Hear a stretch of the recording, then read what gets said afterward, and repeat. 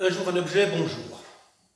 À travers cet objet, une amphore, nous allons aborder les relations des Gaulois avec le monde méditerranéen, les Romains, et aussi la longue histoire d'amour entre les Gaulois et le vin. Nous sommes en présence d'une amphore vinaire, donc une amphore qui a contenu du vin, une amphore vinaire italique, républicaine. Elle est datée de 150 à peu près à 50 avant Jésus-Christ. On la reconnaît facilement à sa pâte micacée, avec ses petits cristaux de mica, sa forme très allongée, avec ses deux anses très allongées de chaque côté du col, sa lèvre caractéristique, son épaule, sa panse et son pied ou son pilon pointu. La forme de cette amphore est parfaitement adaptée pour le transport à la fois maritime et fluvial. Elle a pris le bateau pour partir de l'Italie, des vignes de l'Italie centrale. Elle a été déchargée à l'embouchure du Rhône et elle a remonté le fleuve par le biais de chalands. Cette amphore a une contenance de 1 amphora, une mesure de volume romain qui représente près 1 pied romain, 29,64 cm au cube, 26 litres. À partir du 6e siècle avant Jésus-Christ, les Gaulois du Sud entrent en contact avec le monde méditerranéen, étrusque et grec, et aussi entrent en contact avec le vin.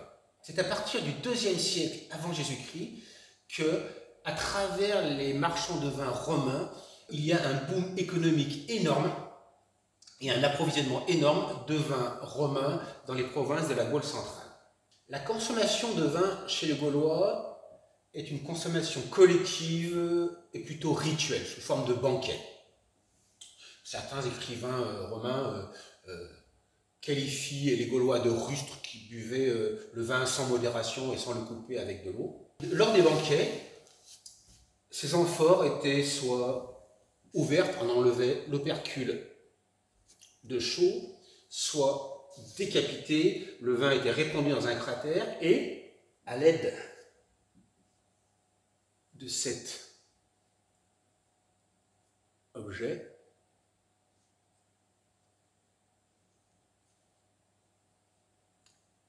un simpulum, une louche rituelle en bronze, avec un manche en bronze très ouvragé, des petites cannelures, et un récipient en bronze.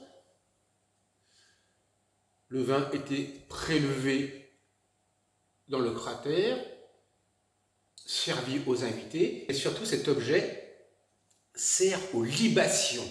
Les libations sont des pratiques rituelles qui consistent à prélever un petit peu de liquide, du vin, de l'huile, du lait, et soit de verser quelques gouttes au sol ou sur un autel en offrande aux dieux. Comme déjà dit, dès le 2e siècle, les marchands romains ont approvisionné toute la Gaule en vin. Ça a été un boom économique énorme avec une manne financière phénoménale. Pourquoi? Parce que les Gaulois adoraient la consommation de vin. On sait que vers le milieu du 1er siècle avant, certains marchands remontaient le Rhône avec des chalands chargés d'amphores et redescendaient le Rhône avec des chalands chargés d'esclaves. Une amphore pour un esclave. À partir du 1er siècle, Rome accorde à la cité de Vienne la citoyenneté romaine et, par la même occasion, la possibilité de planter la vigne. Grâce aux qualités du sol, grâce à la qualité agricole des Gaulois, qui sont passés maîtres dans les techniques de culture de la vigne, de taille, de sélection, de greffage, de bouturage, et surtout par l'utilisation d'un cépage qu'on a appelé la Vitis allobrogica, la vigne des allobroges. Donc, grâce à tous ces points, à partir du 1er siècle après Jésus-Christ, le commerce du vin s'est plutôt inversé pour aller de la Gaule vers les autres parties de l'Empire, avec les vins de Vienne qui étaient très très réputés. Donc, amphore vinaire républicaine italique, Dressel 1, et Simpulum, entre le 2e siècle et 1er siècle avant Jésus-Christ, oppidum de l'Ariana.